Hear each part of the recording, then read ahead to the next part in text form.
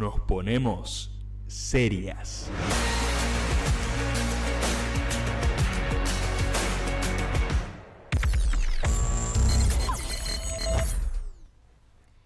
Bueno, y un poco hablando también en relación, digamos, a lo que yo venía comentándoles recién, esto es algo que queremos aclarar, que lo conversamos con mis compañeras, es algo en lo que estamos totalmente de acuerdo las tres.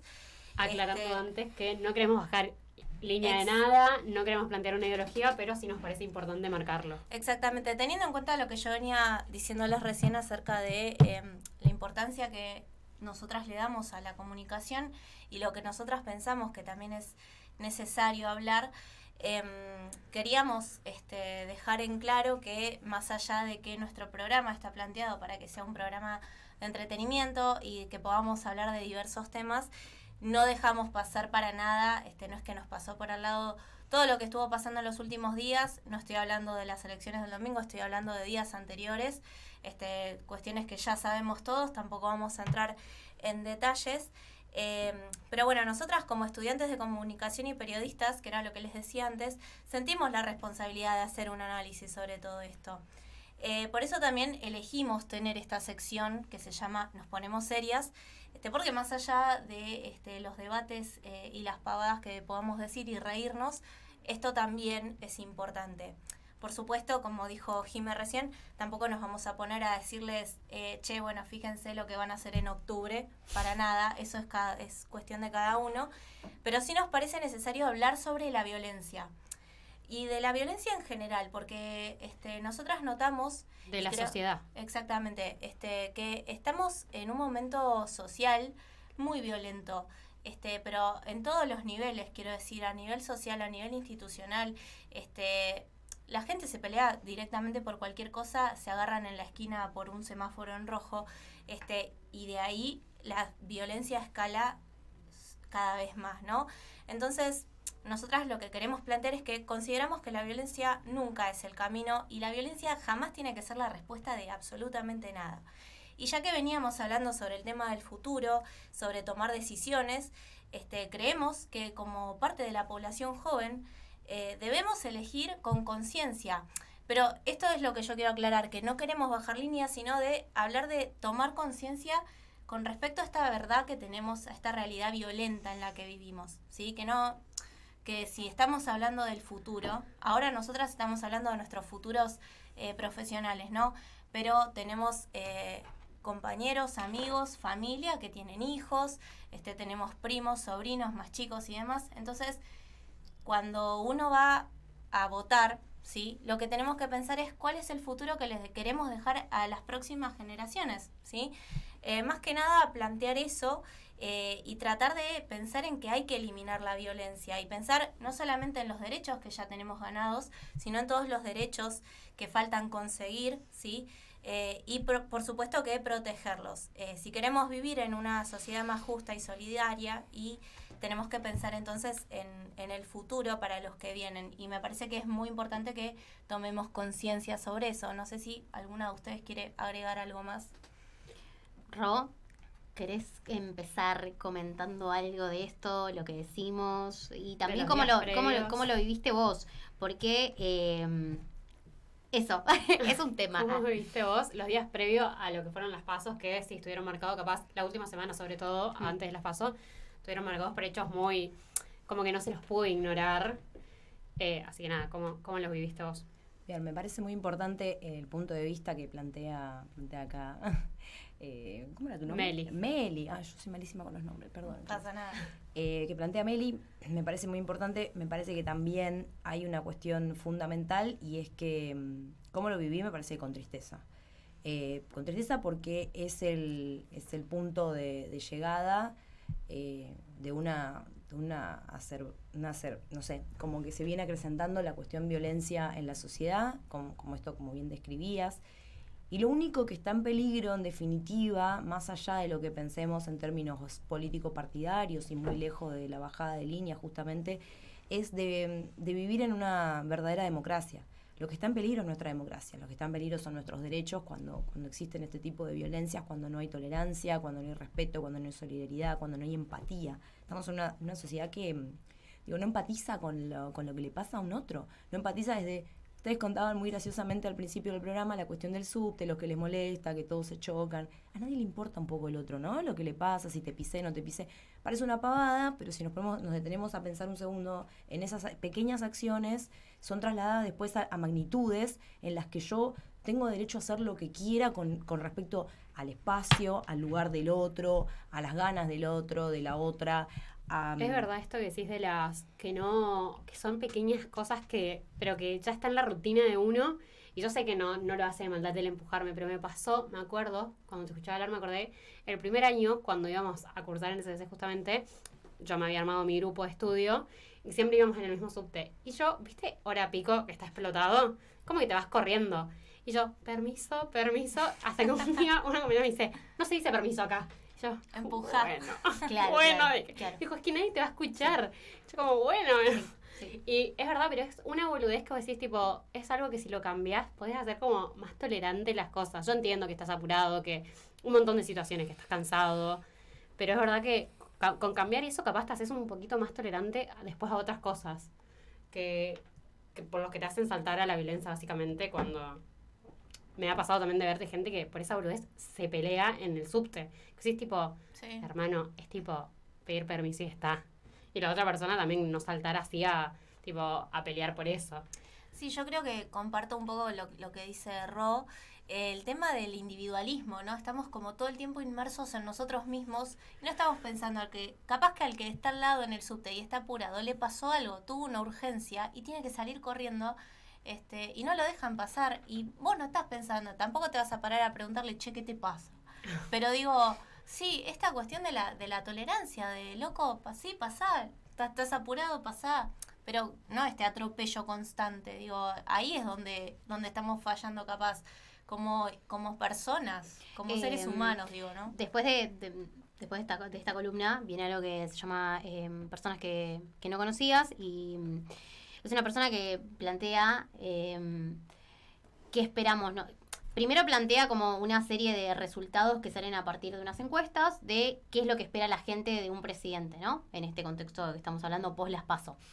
Y termina diciendo algo así como que nuestros candidatos, o sea, somos 45 millones de personas en las cuales nos cuesta mucho elegir entre 4 personas, que son las más fuertes, podríamos ya decir 3, ponele, con los resultados fuertes de las PASO, más allá de que hay 5. Y digo, nos cuesta empatizar mucho con 4 personas, y en definitiva son personas que toman cosas que están sucediendo, ¿no? En esta crisis de representatividad que hay, en este contexto de violencia, ¿no?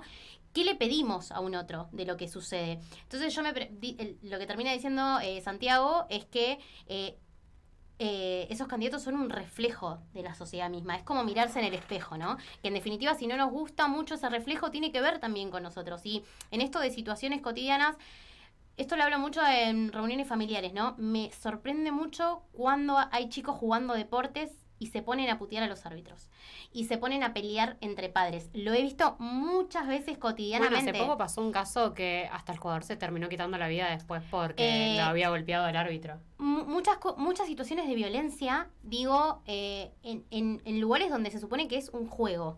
¿Cómo terminan esas cosas a niveles extremos? Y cómo yo literal no puedo creer cómo los padres se terminan agarrando trompadas cuando vos a tu hijo le tenés que enseñar ciertas cosas. Digo, ¿cuáles son las soluciones que queremos? Digo, siento que está todo como muy exacerbado, que en la última semana, como decía Ro, a mí me pasó de mucha tristeza y medio como una situación extrema de qué respuestas queremos para esto. Pensamos en soluciones inmediatas, nos comemos esta de, bueno, esto es así, y en realidad, toma, esta es la solución, o realmente hay que plantearnos otras cosas. ¿Cómo vos lo viviste? ¿Viste la correlación que hubo entre lo que pasó las últimas 2 semanas y el resultado de las PASO efectivamente? Mirá, me parece que la correlación es casi directa. La violencia tiene un porqué y un para qué generalmente, ¿no? Hay un objetivo, digo, nunca cuando no hay violencia, me parece que las personas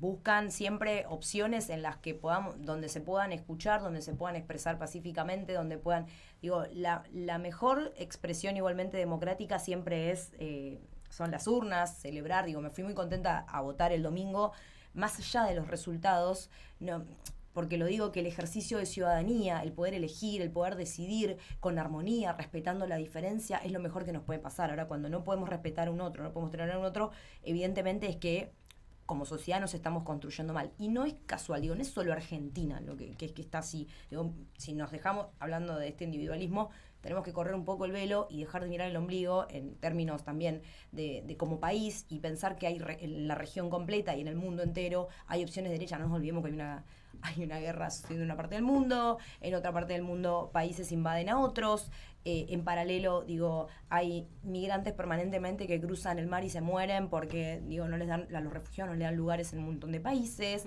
Estados Unidos sigue queriendo con su política de invadir. Entonces, me parece que no estamos en una sociedad que no ha virado, inclusive lo que queda de nuestra patria grande, nuestra región.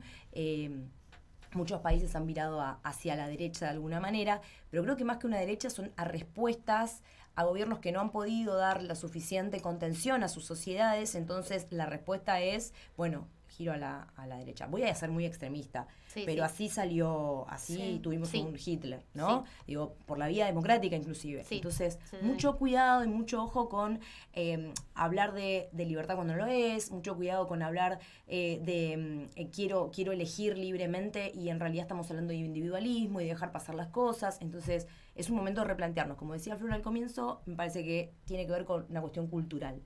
Sí, profundamente totalmente. Cultural. ¿Y cuál sería tu análisis en estos 2 días que pasaron después del domingo en cuanto a redes, lo que salen en los medios o lo que se vive en la calle, lo que escuchás? ¿Cuál sería tu análisis? Tiene todo que ver. La comunicación me parece que es el primer lugar en el que se plantan en una trinchera, que ponen un velo y plantan bandera y no te dejan pasar. O sea, te llega por redes sociales, te llega por WhatsApp, te llega por la tele, te llega por... Hay un blindaje mediático tal que hace que no puedas evitar como el que todo el tiempo el pajarito esté acá taladrándote el cerebro con discursos de odio. Y sobre información y con discursos muy nocivos, de mucho odio.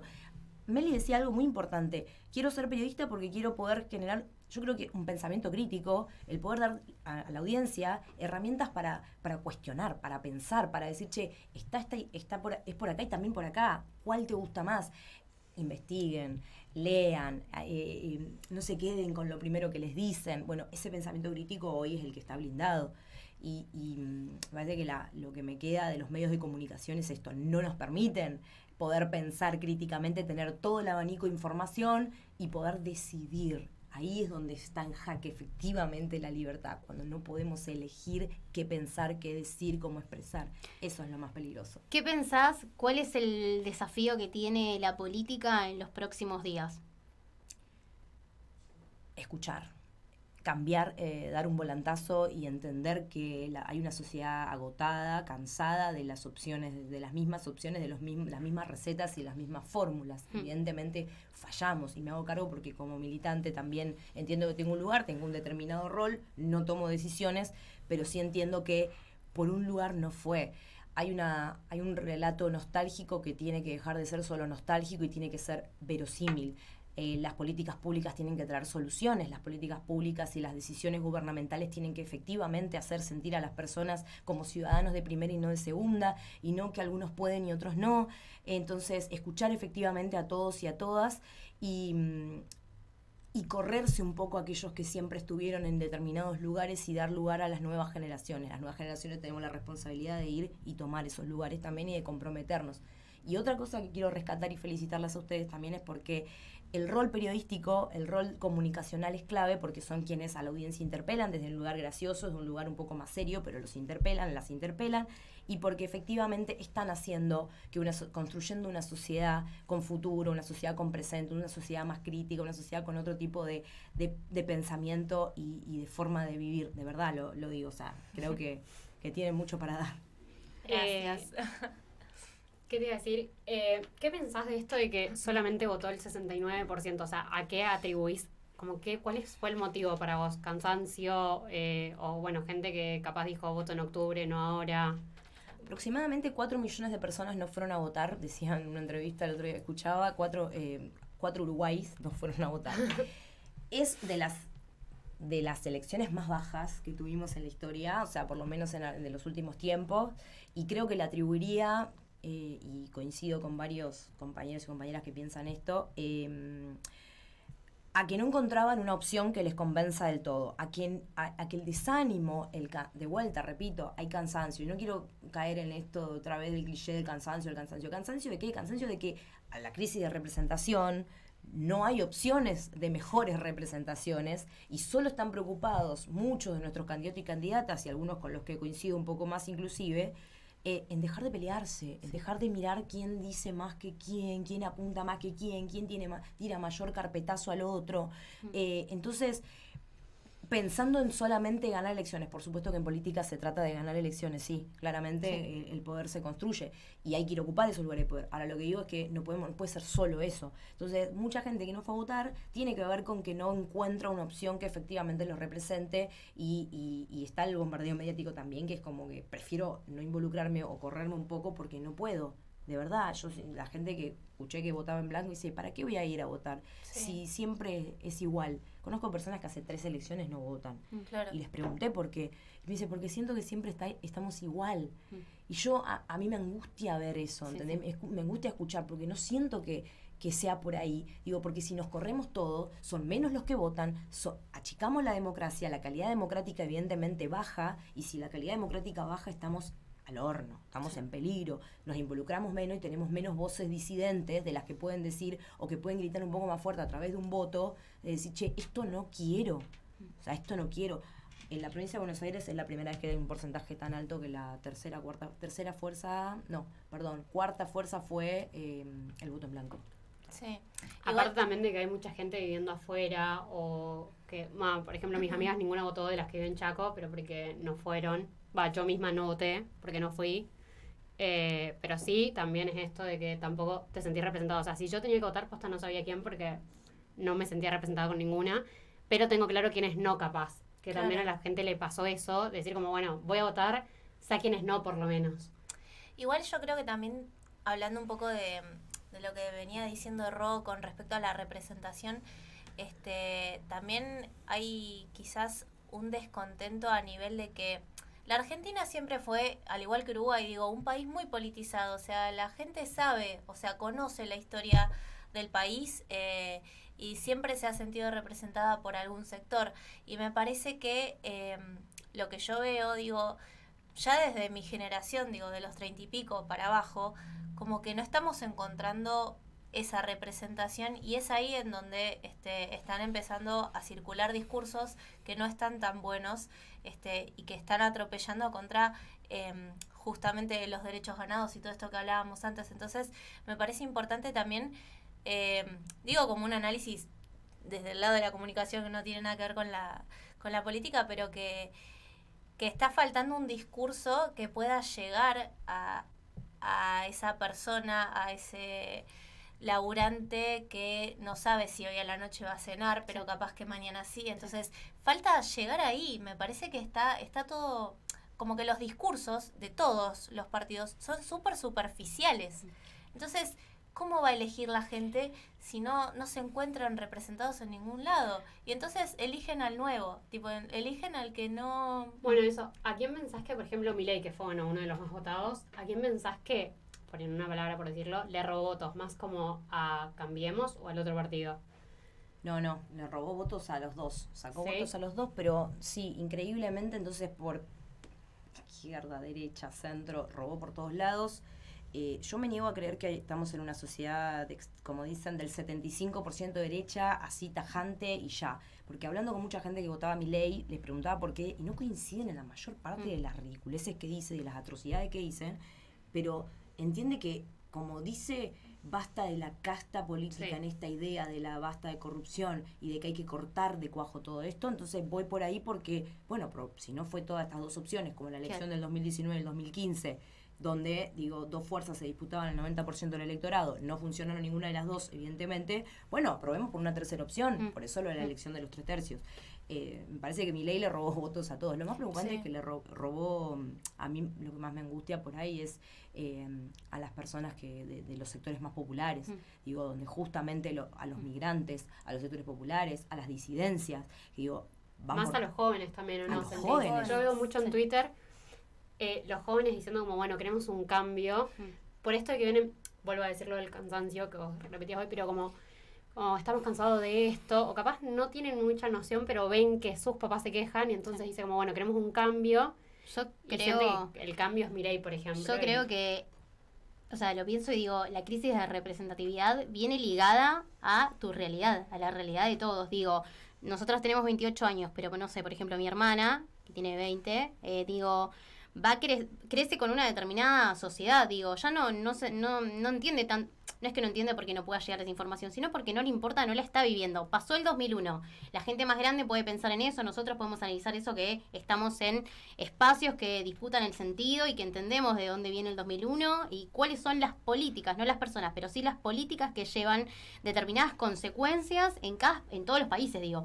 No es como que Argentina es un mundo aparte. Digo, esto se repite, la historia se repite, y tampoco es como que, ¿quiénes serán los nuevos? No. Digo, hay determinados sentidos que se construyen con políticas que se llevan a cabo, así pasó en su momento con la dictadura. Pero a grandes rasgos, digo, son chicos, digo, que se topan con una sociedad en la que no tienen oportunidades de trabajo, es muy difícil estudiar porque uno puede decir la educación pública es pública y bueno, es gratis. No todo el mundo va a la educación pública porque vos tenés que tener plata para bancar tu SUBE, tus apuntes, o sea, tenés que laburar 24/7 para poder comer y llegar a fin de mes. Entonces digo, creo que la crisis de representatividad aumenta cuando los discursos son vacíos, cuando veo todo el tiempo que están más preocupados por, habla tal, se pelea con tal.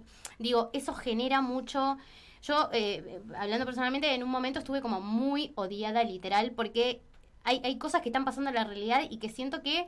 Y hablo a nivel económico, ¿entendés? O sea, digo, no hay, por ejemplo, políticas o hablando de gente que es monotributista, por ejemplo. Estamos o en una extrema, o somos extremadamente pobres, o somos extremadamente ricos. Entonces digo, ¿qué hay en el medio? ¿Qué pasa con la gente del medio? Y digo, sí es necesario pensar todos los lados, pero digo, no están pudiendo encontrarle la vuelta a la realidad, a empatizar con la gente que está del otro lado, y que digo, venimos de una pandemia, que uno puede decir, bueno, ya está con la pandemia, pero digo, económicamente eso significó mucho, y en un contexto de crisis, vos le estabas diciendo a una persona que hace una changa que no podía salir a laburar. Entonces, claro, digo, venimos arrastrando muchas cosas, y creo que nos quedamos en, bueno, en hacer política yo le digo hacer política para los amichis, para los amigos, claro, ¿viste? Sí, entonces, eso genera también mucha bronca. Y yo lo veo en mi casa, digo, hablando con mi familia, y no le puedo decir, che, no da, hay que pensar. O sea, entiendo de dónde viene y entiendo esto que hablábamos del cansancio. Digo, todo el tiempo aumenta todo y no hay mejoras. Y entonces digo, y sí. O sea, a veces me lleva a decir y sí, pero también creo que disputar el sentido hoy implica poder decir qué pasaría si determinado proyecto económico se lleva a cabo.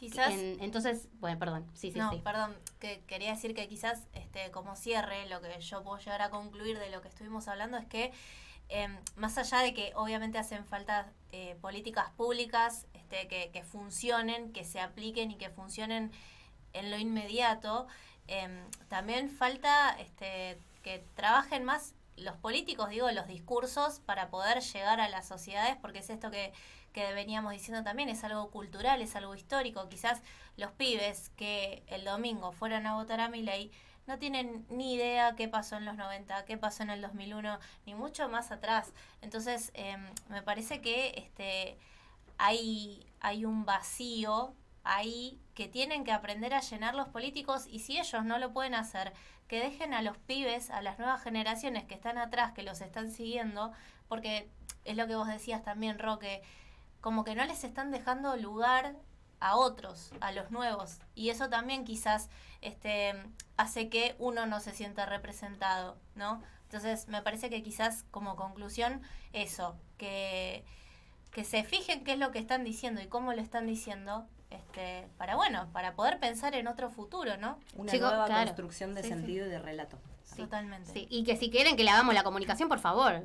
Tu vaso te lo hago gratis si querés, pero por favor no hagas más papelones, te lo pido. Ro, ¿querés redondear con algo? Sabemos que te tenemos que liberar, te tenés que ir. ¿Querés cerrar con algo que sea importante de caras a elecciones presidenciales? Varias cosas. Primero, no puedo dejar de saludar a mis compañeros y compañeras de la Juventud de ATE Capital, que ahora ganamos las elecciones, así que muy contentos y contentas. Felicitaciones. Súper importante garantizar los derechos de los trabajadores y las trabajadoras. Creo que ese es el primer puntapié para levantar nuestra patria, nuestra querida patria. No nos vamos a cansar de decir que, con esto cierro, que es que Argentina es un hermoso país, es un maravilloso país. De acá no nos podemos ir, no podemos tirar la toalla y relegarla y regalársela a empresarios y empresarias que simplemente quieren vender las cosas a costa de nuestras costillas. Me parece que tenemos mucho para dar y mejorar. Nos queda una gran tarea y como generación política y generación de jóvenes tenemos que redoblar los esfuerzos. Así que los invito a todos y a todas desde sus rinconcitos. Primero que además todo es política, cada cosa Todo que es política. hacemos. Así que desde cada lugar, desde cada rincón de nuestro suelo, hagamos patria. Muchas gracias, Ro, por Gracias, venir. Ro, por venir.